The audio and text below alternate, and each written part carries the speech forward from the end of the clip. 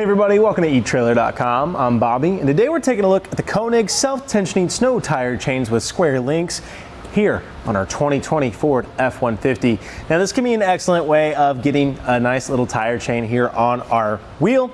Right out of the gate, gonna be one of the easiest guys to actually install. I am a big fan of the Konig XG-12. Very easy to go ahead, put around the back of our wheel and make all of our connections here on the front of our tire. So if you don't want to be fighting, getting in the muck and mire underneath your vehicle, especially with the Ford, you don't have to get underside of it, can be a pain to do. This guy really eliminates that headache. All we have to do is be on the front of our tire and we get sure we are nice and situated here. So they're not going to be the most aggressive on the market by any means. However, still going to do a very good job of clawing us through and puncturing through that snow and ice. Definitely going to give us a lot of traction right away. I do like this middle segment here too. That can be great as like a little bit of an icebreaker, some might say. A lot of contact there, churning through that snow and ice. Don't think we're gonna have any issue at all. You are noticing too, we are having a diamond style pattern on here. What that means, more coverage of chain over across the entirety of our wheel. So what we're gonna get is a lot of good contact the entire time, which makes our turning just a little bit more easier compared to your more ladder style. Now, if you're looking for a lot of great start and stop maneuverability, you're looking at that ladder style might be your better option. However, if you just want good control over your tire and still puncturing through that snow and ice, diamond style is definitely a great little option for us today. Things to take note of too though, we do have a self-tensioner on here. So one great little thing, we don't need any kind of rubber tensioners to hold this guy to our wheel. All we have to do, make this connection here in our installation, and as we drive this guy, it will be tensioning itself, getting it tighter and tighter on our wheel, knowing that we are gonna be nice and secure. Well, again, as we mentioned, the installation doesn't take any time at all. Let's go ahead and see how we get it on here. So for our first part of our installation, we just want to go ahead and lay out our chains like so.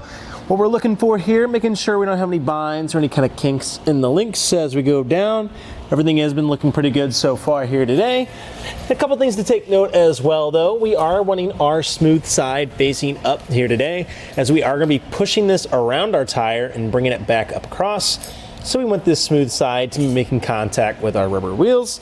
That way we're not poking it with that hard side, causing any kind of damage. Things to take note of too, we do want our tensioners here on this side, as we're going to be fitting this guy through and bringing it back across. So we can go ahead, kind of group them here like so, bringing this back behind our tire and throwing it like so. Can be helpful to kind of get these guys situated here. Once you have it thrown across your tire, we just simply want to connect both of our ends behind our tire and bringing our chains across the top. Make that first connection and start seating your chain.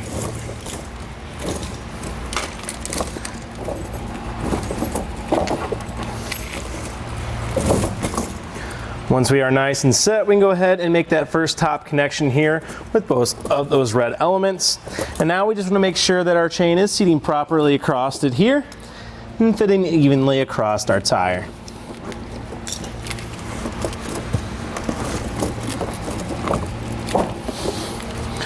Once we are set, we simply bring our tensioner, loop it through the ends here, and start tightening down. Now before we get too crazy with it here though, I want to make sure that the bottoms are appropriately tightened as well and seated. And once we are looking good, we can go ahead and start tightening this guy up. Can behoove us to go the opposite direction and then bring ourselves back up, taking our tensioner here at the top and bringing it back into connection. Go ahead and make sure our hook is pointed on the outside, just in case for ourselves today. Well, I've gone ahead and just reseated it a little bit. Make sure you are keeping it pretty even. A good indicator is making sure that these kind of square appendages here in the middle are lining up on the center of your tread. Of course, also want to make sure we're not damaging our rim. Of course, also one thing to watch out for is just this guy. We want him hanging towards the sidewall here, towards the middle. We don't want to interact with that snow and ice. That can be an easy thing, it's kind of clogged up with that snow and ice, so just something to watch as we are getting it on there. But we are seated pretty properly here, and of course, as we drive a little bit more, it is going to be tensioning itself in place, so let's make sure we're watching it just as we roll our truck forward. Well, as you guys saw, that installation took no time at all. I am a big fan of the XG-12, of how easy that is to make that connection and just drape our chain across. As well, that self-tensioner really eliminates the headache of making sure that this is nice and tight. No cams, no tensioner, just good old chain that's ready to go for ourselves. A couple things to take note of too, it is made of a manganese nickel alloy, so you know it's gonna be corrosion resistant. So all you have to do to clean it off, make sure you're getting all that salt, all that stuff off of it with a quick rinse. Of course, drying it out is going to be a great option for yourself. If you are starting to see just a little bit of buildup of rust anywhere over the years, a little Rust-Oleum never hurt anybody, or just some kind of lubricant can help.